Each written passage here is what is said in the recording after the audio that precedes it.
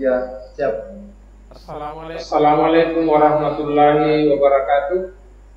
Anakku sekalian yang saya muliakan dan yang saya banggakan karena Allah Subhanahu wa taala, marilah kita bersama-sama senantiasa memanjatkan puji dan syukur kehadirat Allah Subhanahu wa taala atas karunia rahmatnya dan hidayahnya, sehingga pada hari ini kita masih dalam lindungan Allah Subhanahu wa taala. Anak sekalian yang saya banggakan dan yang saya muliakan karena Allah Subhanahu wa taala. Pertama anak sekalian, sebelum kita lebih lanjut berbicara tentang pembahasan materi tes persuasi hari ini, kita harus berdoa dulu agar pembelajaran kita hari ini mendapat berkah dari Allah Subhanahu wa taala. Ya. Baiklah, anak sekalian, silakan kita berdoa. Doa dimulai.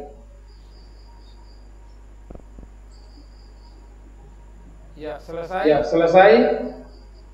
Kemudian anak sekalian perlu anakku ketahui bahwa pada masa pandemik ini kita selalu melakukan pembelajaran jarak jauh atau belajar di rumah.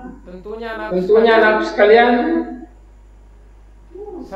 selalu memperhatikan protokol kesehatan ketika melakukan aktivitas keluar. Harus diperhatikan mencuci tangan dengan menggunakan sabun agar kita terhindar dari COVID-19. Baiklah anak sekalian, pada kesempatan ini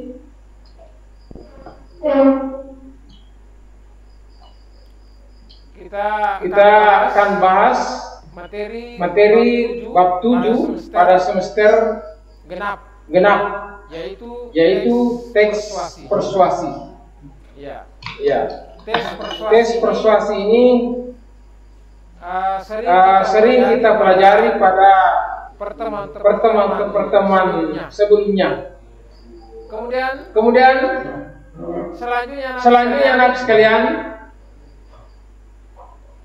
sebelum kita lebih lanjut membahas, silakan anak sekalian perhatikan kompetensi dasar.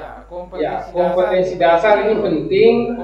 Kompetensi dasar 4.14 yaitu menyajikan teks persuasi, saran, ajakan, arahan, dan pertimbangan secara tulis dan lisan dengan memperhatikan struktur kebahasaan atau aspek lain.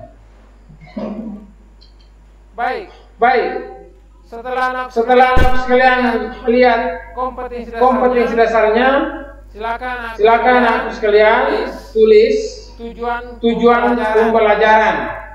Jadi ada tujuan pembelajaran yang akan kita capai pada pertemuan ini, yang menjadi ukuran tolak ukur sebentar anak sekalian setelah pembelajaran tes persuasi ini. Inilah menjadi tolak ukurnya. Pertama, tujuan pembelajarannya menelaah struktur dan kebahasaan teks persuasi yang berupa saran, ajakan, dan pertimbangan tentang berbagai permasalahan aktual lingkungan hidup dan kondisi sosial dan atau keagamaan, budaya, dan lain-lain. Dari berbagai sumber yang didengar dan dibaca. Kemudian selanjutnya anak sekalian, setelah diperhatikan tujuan pembelajarannya, maka anakku sekalian perlu memahami bahwa dalam persuasi itu harus diketahui definisinya atau penjelasannya. Apa itu teks persuasi? Atau yang kata lain pengertian teks persuasi. Yang mungkin anakku sekalian ada di antara di sini yang bisa menjelaskan definisi atau pengertian teks persuasi. Baiklah, anak sekalian, karena mungkin baru didengar lagi, baiklah perhatikan anak sekalian yang dimaksud dengan teks persuasi adalah paragraf.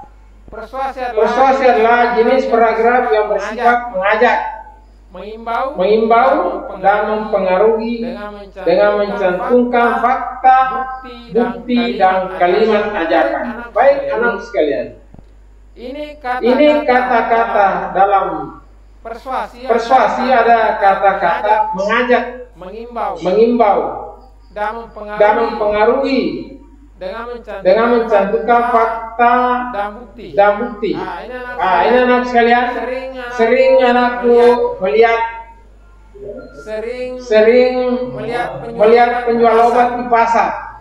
Penjual obat di pasar itu salah satu contoh persuasif.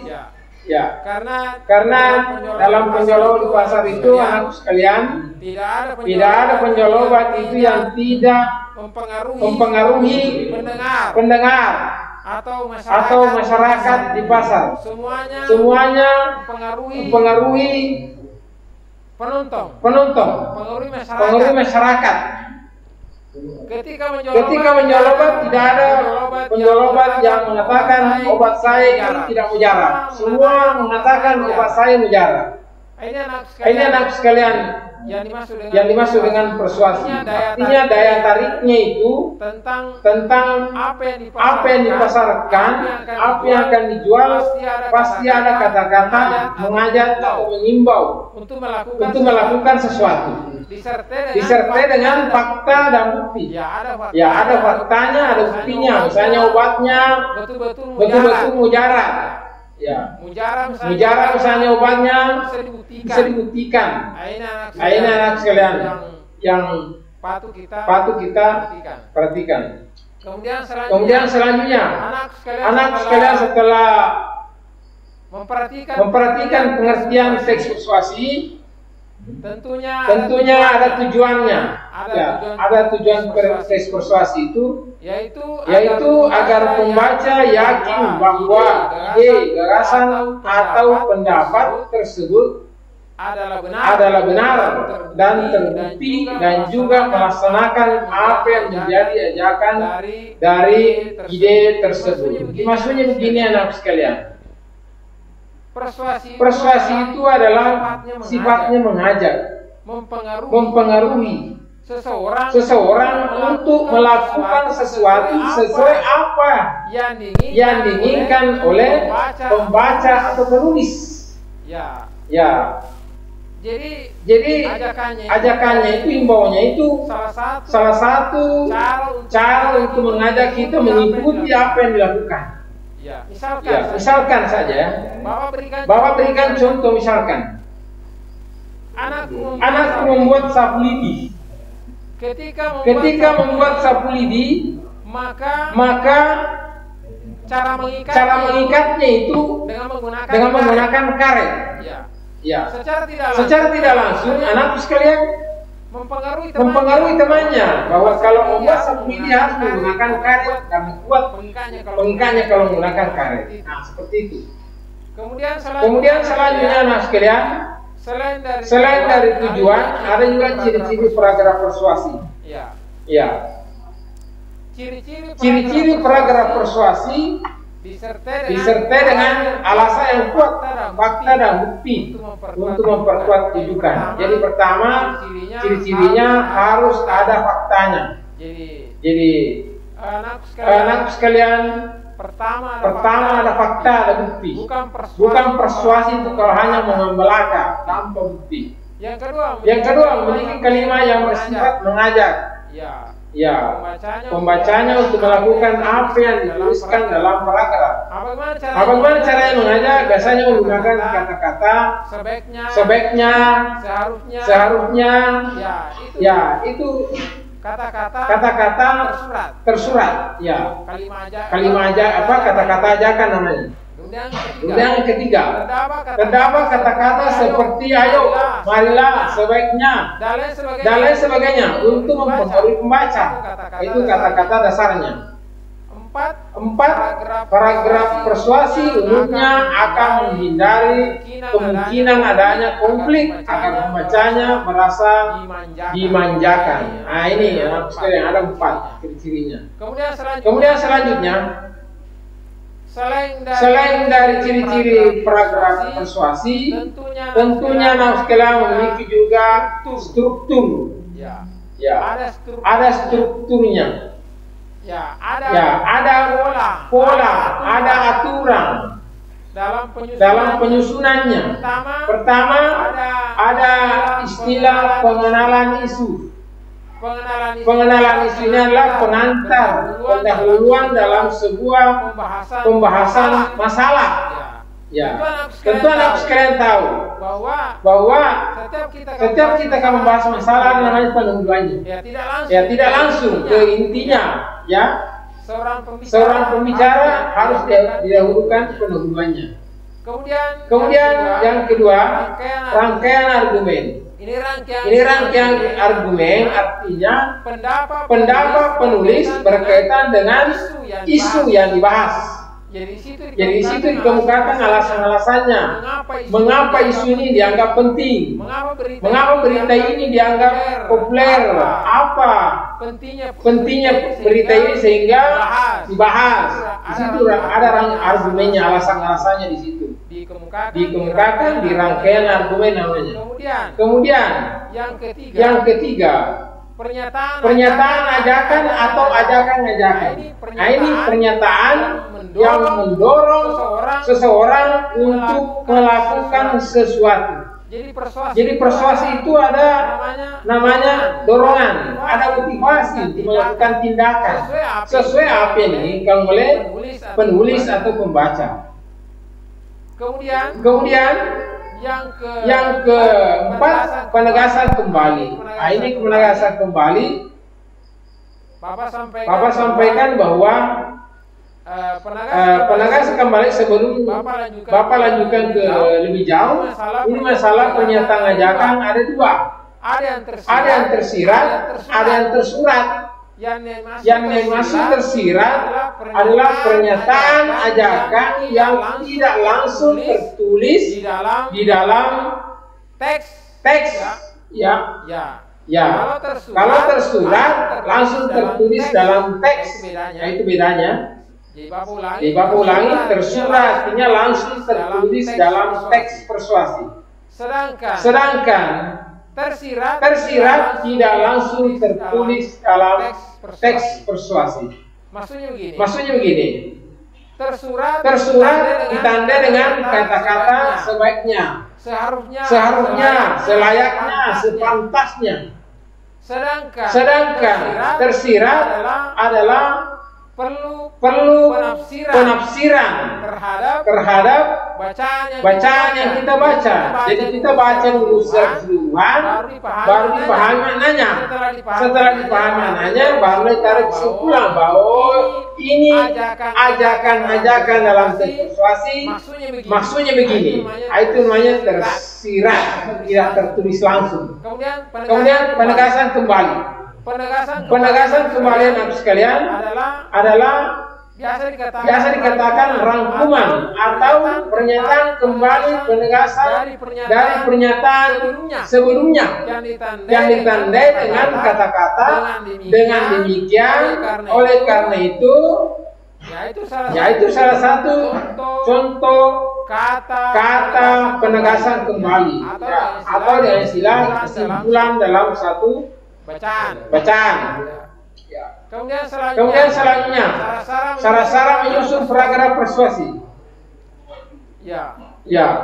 Syarat-syaratnya pertama watak dan kredibilitas. Yang kedua kemampuan mengendalikan emosi.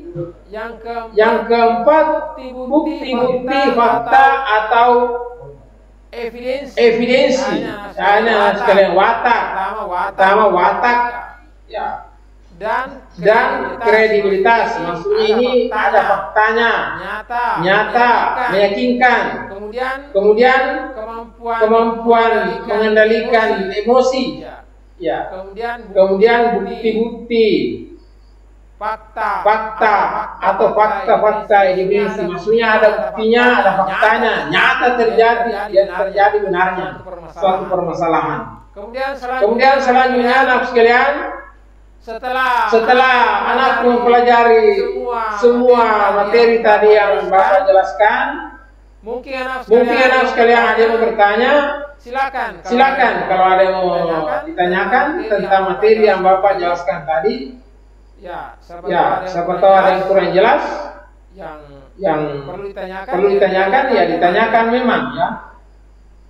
Kalau memang tidak ada anak sekalian pertanyaan, baiklah.